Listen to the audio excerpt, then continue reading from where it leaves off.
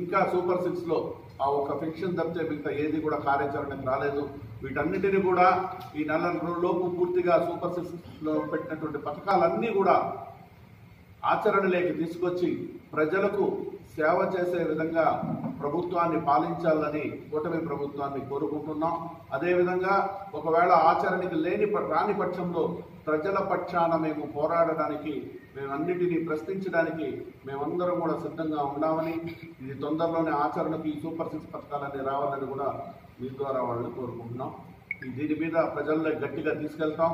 ఈ అమ్మ తల్లికి వందనం కార్యక్రమాన్ని ఎంతమంది తల్లులకు వచ్చింది, ఎంతమందికి రాలేదు, వాళ్ళ ద్వారానే ప్రజలందరికీ తెలియజేసే విధంగా కూడా తెలియజేస్తాం. మొదటి నెల పెన్షన్ ఇచ్చి వారం తరువాత నుంచి సన్నాయినకులు స్టార్ట్ చేశారు. దీంట్లో వైఎస్ఆర్ కాంగ్రెస్ పార్టీ వాళ్లకు డాక్టర్లు ఫిజికల్ హ్యాండిక్రాఫ్ట్ అని తప్పుడు రిపోర్ట్స్ ఇచ్చారు, అది ఇచ్చారు, ఇది ఇచ్చారని చాలా మందికి పెన్షన్లు తీసేయడం కూడా జరిగింది. మీరు చూస్తూ ఉండండి, ఇంకా 3 మాసాల్లోనే దాదాపు 30% పెన్షన్స్ కూడా తీసేసే పరిస్థితి ఈరోజు తెలుగుదేశం పార్టీ, కూటమి పార్టీ చేసే పరిస్థితిలో ఉంది. అదేవిధంగా అమ్మఒడి అనే పథకాన్ని తల్లికి వందనం అనే పేరు మార్చి సూపర్ 6లో ఒకటి పెట్టారు. ఆ రోజు ఏమన్నారంటే, ఇంట్లో తల్లికి ఎంతమంది బిడ్డలుంటే అంతమందికి ప్రతి బిడ్డకు కూడా 15,000 రూపాయలు తల్లికి వందనం పేరుతో ఇస్తామని ఈ సూపర్ 6 వాగ్దానాల్లో ప్రధాన వాగ్దానంగా దాన్ని చేశారు. ఈ రోజు ఏమంటున్నారంటే, మెల్లగా మాట మార్చి ఒక బిడ్డ ఉంటే 15,000, 2 బిడ్డలుంటే 7,500, 3 బిడ్డలుంటే 5,000, 4 బిడ్డలుంటే 3,750 రూపాయలు అనే విధంగా ఈ మధ్యకాలంలో మనం చూసే సోషల్ మీడియాలో ట్రోల్ అయింది. అదే నిజం అనే విధంగా ఈరోజు నిరూపించే పరిస్థితి వచ్చింది. ఎందుకంటే తల్లికి వందనం అన్నాం కాబట్టి ఇంట్లో ఎంతమంది తల్లులు ఉంటే వాళ్ళ వరకే ఈ అమ్మఒడి ఇస్తాం, కానీ పిల్లలకు కాదు అనే పరిస్థితిగా తీసుకురావడం ఇది ఎంతవరకు సబబు అని నేను మీ ద్వారా కూటమి ప్రభుత్వాన్ని అడుగుతున్నాం.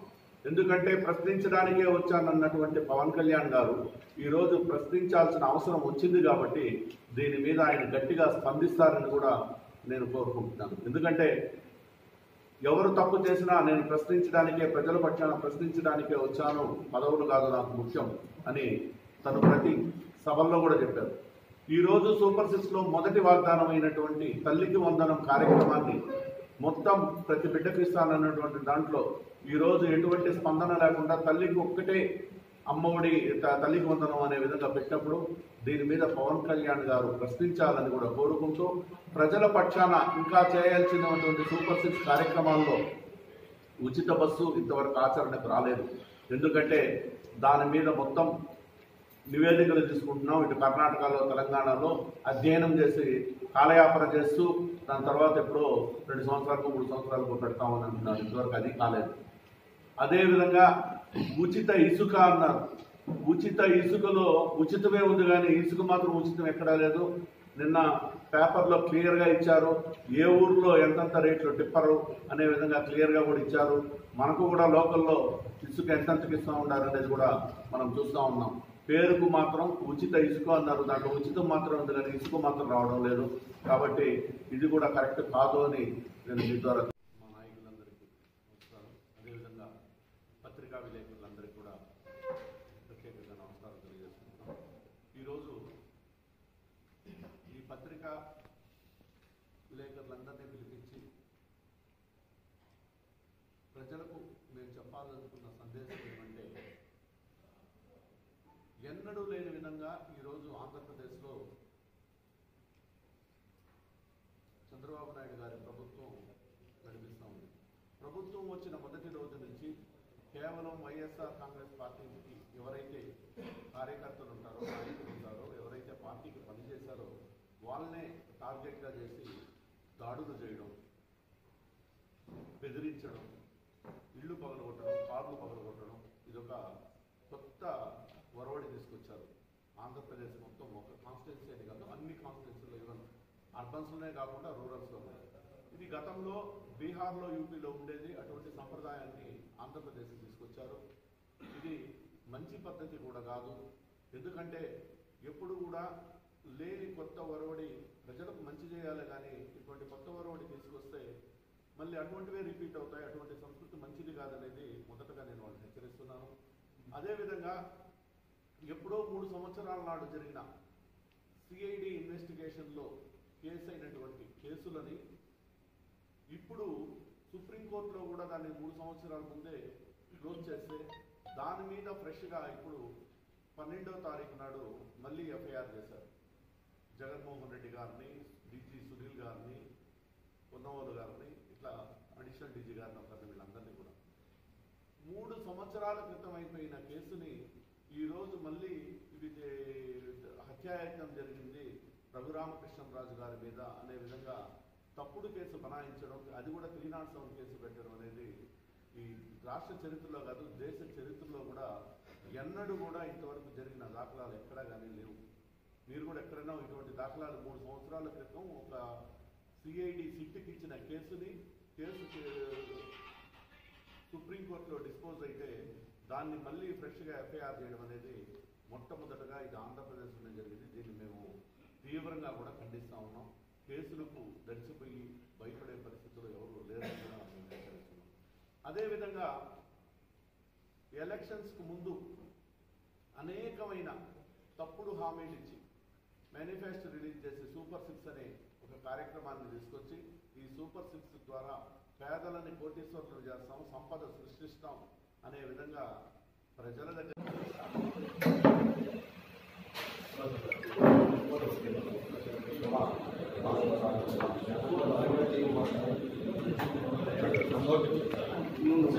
ఇవాళ చిత్తూరు వైఎస్ఆర్ పార్టీ అభ్యర్థి మరియు చిత్తూరు అసెంబ్లీ చైర్మన్ ఇన్ఛార్జ్ అయిన విజయానంద రెడ్డి గారి సమక్షంలో వైఎస్ఆర్ పార్టీ నాయకులందరూ కూడా ఒక ప్రెస్ మీట్ ఇవ్వడం జరుగుతుంది. ముఖ్యంగా ఏమంటే వైఎస్ఆర్ పార్టీ ఎప్పుడు కూడా ఇప్పుడు ప్రతిపక్షంలో ఉన్నందున పాలక వర్గము ఏ పొరపాట్లు చేసినా వాటి గురించి రక్షించడమే మా పార్టీ యొక్క ధ్యేయం. మొట్టమొదటిగా తెలుగుదేశం పార్టీ పరిపాలన వచ్చి 4 రోజులు ముగించినా కూడా ఏ యొక్క సంక్షేమ పథకాలు మీరు అనౌన్స్ చేసిన సూపర్ 6లో మొట్టమొదటిగా ఒక పెన్షన్ ఒకటి తప్ప పెద్ద ఏ సంక్షేమ పథకాలు ఏది కూడా ప్రజలకు అందడం లేదు. అది కాకుండా తల్లికి వందనం పథకం తెలుగుదేశం పార్టీ అనౌన్స్ చేసి ప్రజలందరూ మహిళలందరూ కూడా తొండాపు తండాలుగా ఓటేయడం జరిగింది మమ్మల్ని నమ్మి.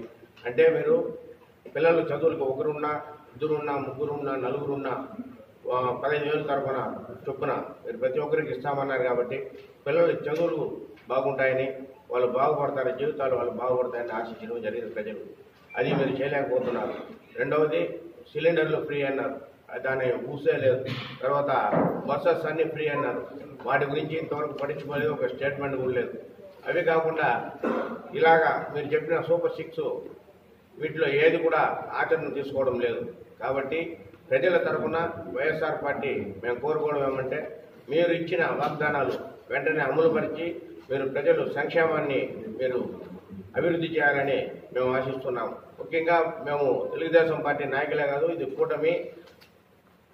ఇప్పుడు జనసేన నాయకులైన పవన్ కళ్యాణ్ గారు దీన్ని ఖచ్చితంగా చంద్రబాబు నాయుడు గారిని అడగాల్సిన బాధ్యత ఆయనలో ఉంది. ప్రతి ఒక్కటి కూడా ప్రతిపక్షము అడగకపోయినా పక్కనే ఉన్న మీరు పరిపాలన డిప్యూటీ సీఎంగా ఉండి మీరు ఎంత మాత్రం మనం ప్రజలకు వర్క్ చేస్తున్నాం అన్న ఆలోచన మీలో ఉండాలి. చంద్రబాబు నాయుడు గారిని మేము అడగడానికి ముందు మీరు పవన్ కళ్యాణ్ గారు అడిగితే ఆ పథకాలన్నీ కూడా ప్రజలకు చేరుతుందని ఆశిస్తున్నాము. మీ పరిపాలన అన్ని చెప్పిన విధంగా కానీ చేసినట్టయితే మేము కూడా మొట్టమొదటిగా అందరికన్నా ముందు వైఎస్ఆర్ పార్టీ నాయకులు కార్యకర్తలు సంతోషిస్తాం. ముఖ్యంగా ఇవాళ ప్రెస్ మీట్లో మేము కోరుకోవడం ఏమంటే ప్రజలకు ఇచ్చిన వాగ్దానాలన్నీ కూడా మీరు నెరవేర్చాలని ప్రజల పక్షాన నిలబడి వైఎస్ఆర్ పార్టీ నాయకులందరూ కూడా చిత్తూరులో అడగడం జరుగుతుంది. దీన్ని వెంటనే మీరు అన్ని పథకాలు అమలు పరచాలని మనసారా కోరుకుంటూ అందరికీ ధన్యవాదాలు తెలుపుతున్నాం. ఏవైతే తెలుగుదేశం పార్టీ వారు ఉమ్మడి మేనిఫెస్టో ప్రజాగలం పేరుతో రిలీజ్ చేశారో ఇది అందరికీ ప్రస్తుతానికి ఉందో లేదో మరి లాస్ట్ టైం లాగా తీసేశారేమో మనకి తెలియదు. వాళ్ళకి రిలీజ్ చేసేది వాళ్ళకి పెట్టడం తీసేయడం వాళ్ళకి అలవాటే కదా, మళ్ళీ రిలీజ్ చేసేయడము అమలు చేయలేక. అది వారు ఏదైతే పెట్టారో ఆ సూపర్ 6లో స్కూల్కి వెళ్ళే ప్రతి విద్యార్థికి ఏడాదికి 15,000 చాలా స్పష్టంగా వాళ్ళు ఇచ్చినటువంటి మేనిఫెస్టోలో సూపర్ 6 లో చాలా స్పష్టంగా ప్రతి పిల్లవాడికి స్కూల్కి వెళ్ళే ప్రతి పిల్లవాడికి 15,000 ఇస్తామన్నారు. మరి 2 రోజుల క్రితం ఇచ్చినటువంటి జీవోలో ప్రతి తల్లికి అంటే ఇంట్లో ఉన్న ప్రతి తల్లికి 15,000 ఇస్తామని అందులో చెప్పడం జరిగింది. ఇది వాస్తవం అయితే ఇది వాస్తవం చెప్పండి. మేము ఆ రోజు చెప్పాము, మేము మాట తప్పాము అని ఒప్పుకోండి. లేదు మేము ఇచ్చిన జీవోనే అమలు చేస్తాము అని అంటే మేము దీన్ని మాకు మేనిఫెస్టోలు ఇట్లాంటివన్నీ గుడ్డులో వేయడానికి మేము ప్రజల్ని కేవలం ఏమార్చడానికే ఇటువంటి వాగ్దానాలు ఇస్తాము, మేమేం చేయాలనుకుంటామో అదే చేయదలుచుకున్నాము అనేదే మీ నినాదం అయితే అదైనా ఒప్పుకోండి. మరి ఈ రాష్ట్రంలో ఉన్నటువంటి తల్లులందరినీ కూడా అబద్ధపు వాగ్దానాలు మీ మాటలతో ఏమార్చి ఈ దేశంలోనే ఎప్పుడు ఎక్కడా లేనటువంటి వినూత్నమైన పథకం ప్రతి తల్లిని స్కూల్కి ఇంట్లో ఉన్న పిల్లల్ని స్కూల్కి పంపిస్తే ప్రతి తల్లికి ఆసరాగా అంటే ఆ తల్లికి చేతిలో కాస్త డబ్బులు ఉంటే పిల్లల్ని పనికి పంపించడం ఇట్లాంటి వాటి మీదకి దృష్టి మరలకుండా ఉంటుందన్న ఉద్దేశంతో జగన్మోహన్ రెడ్డి గారు ప్రతి తల్లి కోసం ఆలోచించి 15,000 రూపాయలు అమ్మఒడి పేరుతో తీసుకొస్తే మీరు తల్లికి వందనం అని మేము తీసుకొస్తున్నాము అని చెప్పి నీకు 15 నీకు 15 నీకు 15 అని ఇంటింటికి వెళ్ళి రాసేసుకోండి 15,000 ఇచ్చేస్తున్నాము, ప్రతి పిల్లవాడికి 15,000 అన్నారు. మరి ఇవాళ ప్రతి తల్లికి 15,000 అంటున్నారు. మరి జగన్మోహన్ రెడ్డి గారు ఏం చేశారో అదే కదా చేయదలుచుకున్నారు. ఈ 4 విడతల్లో 4 సంవత్సరాల్లో గత 5 ఏళ్ల పరిపాలనలో జగన్మోహన్ రెడ్డి గారు ప్రతి సంవత్సరం దాదాపు 6,200 కోట్ల రూపాయలు 4 సంవత్సరాలకి కలిపి దాదాపు 28,000 కోట్ల రూపాయలు తల్లి ఒడి కార్యక్రమానికి కేటాయించి మరలా వారు ప్రభుత్వంలోకి వస్తారేమో అన్న ఉద్దేశంతో మరలా ఇయ్యడానికి కూడా రెడీగా పెట్టినటువంటి సందర్భం అందరూ గమనించాలి, మీడియా ప్రతినిధులు అందరూ కూడా. మరి ఆ విధంగా ప్రతి తల్లి కోసము ప్రతి పిల్లవాడు మీరు చెప్తున్నారు, ఇవాళ డైలాగ్ చెప్తున్నారు, పిల్లలే భవిష్యత్తు దేశానికి భవిష్యత్తు అని. ఆ పిల్లల భవిష్యత్తును గుర్తుంచుకొనే ఆ పిల్లల భవిష్యత్తుకి ప్రతి మేనమామగా ఆ తల్లికి అన్నదమ్ముడుగా నిలబడి తీసుకొచ్చినటువంటి అమ్మఒడి పథకాన్ని వాళ్ళ తుంగులో తొక్కుతూ ప్రతి తల్లిని మోసం చేసిన పరిస్థితి వాళ్ళ కూటమి వాళ్ళు అందరి ముందు ఉంచుతున్నారు. కాబట్టి పవన్ కళ్యాణ్ గారు కానీ మరి బీజేపీ వారు కానీ తెలుగుదేశం పార్టీ వారు కానీ అందరూ మీరు వాటి మీద ఏం ప్రజలకి ఏం వివరించుకోదలుచుకున్నారు, ప్రతి తల్లికి ఏం చెప్పదలుచుకున్నారు అన్నది మరొకసారి ప్రజలందరికీ చెప్పాలని కూడా కోరుకుంటూ, మరి జగన్మోహన్ రెడ్డి గారి మీద క్లోజ్ చేసినటువంటి ఏ విధమైనటువంటి సంబంధము లేకుండా ఇవాళ దాదాపు ఆ కేసుకి జగన్మోహన్ రెడ్డి గారికి ఏ విధమైన సంబంధము లేదు. కేవలం మీరు అధికారంలో ఉన్నారు కాబట్టి ఏం చేసినా చెల్లుతుంది అనే ఉద్దేశంతో సంబంధమే లేకుండా 11వ తారీఖు కేసు తీసుకొస్తుంటే 10వ తారీఖు లీగల్ ఒపీనియన్ అని పోలీసు వాళ్ళు అడిగి దాని మీద ఒక కేసు పెట్టి దాంట్లో జగన్మోహన్ రెడ్డి గారి పేరు మీరు ఏం సందేశం తెలుసుకున్నారు? కేసులు పెట్టడము దాడులు చేయడమే మీ పార్టీ యొక్క పరమావధి అనుకుంటే దాన్ని ప్రజలు ఏ విధంగా అర్థం చేసుకోవాలో కూడా మేము ప్రజల ముందే ఉంచదలుచుకున్నాము. ఇటువంటి కేసులు ఎన్నో చూసినాము. లీగల్ గా వాటన్నింటినీ ఎదుర్కోవడానికి జగన్మోహన్ రెడ్డి గారికి ఆ సత్తా ఉంది. ఏదైనా సరే కోర్టు ముందుకు వెళ్ళినప్పుడు ఏ విధంగా ఎదుర్కోవాలో ఎదుర్కొంటాము. కానీ ఈ విధంగా అడ్డదారుల్లో వెళ్ళి అక్రమ కేసులు పెట్టడం మాత్రం సబబు కాదు. ఇటువంటి చర్యలన్నీ పక్కన పెట్టి కేవలం ప్రజా సంక్షేమం కోసం ఏ విధంగా ముందుకు వెళ్ళాలనుకుంటారో ప్రజలకు వివరించి ప్రజా సంక్షేమం కోసం పనిచేయాలని ఈ కూటమి ప్రభుత్వానికి వైఎస్ఆర్ కాంగ్రెస్ పార్టీ తరఫు నుంచి హెచ్చరిస్తున్నాం. చిత్తూరు నియోజకవర్గ కార్యవర్గము చిత్తూరు నియోజకవర్గ ఇన్ఛార్జ్ అయిన విజయానందరెడ్డి ఆధ్వర్యంలో గడిచిన ఎలక్షన్స్లో తెలుగుదేశం పార్టీ ఒక కూటమిగా ఏర్పడి బీజేపీని జనసేన అందరినీ కూడా కూటమిగా ఏర్పరచుకొని ఓటకపు వాగ్దానాలు ఇచ్చి దాని మీద ప్రజల్ని ఏమార్చి 2014లో ఏ విధంగా అది చేసినాడో దానికి రెట్టింతలుగా ప్రజల్ని మర్చిపోయినారు. మర్చిపోయినట్టారు ప్రజలు అని ఏమార్చి ఒక విధంగా ఇది పవర్లోకి వచ్చి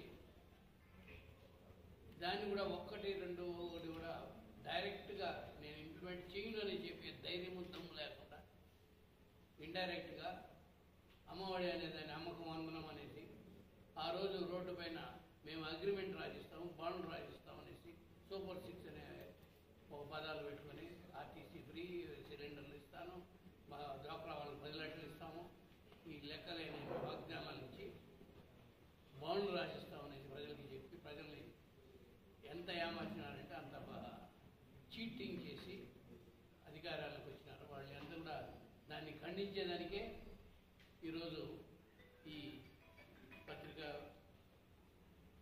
సమావేశం కూడా ఏర్పాటు చేయడం.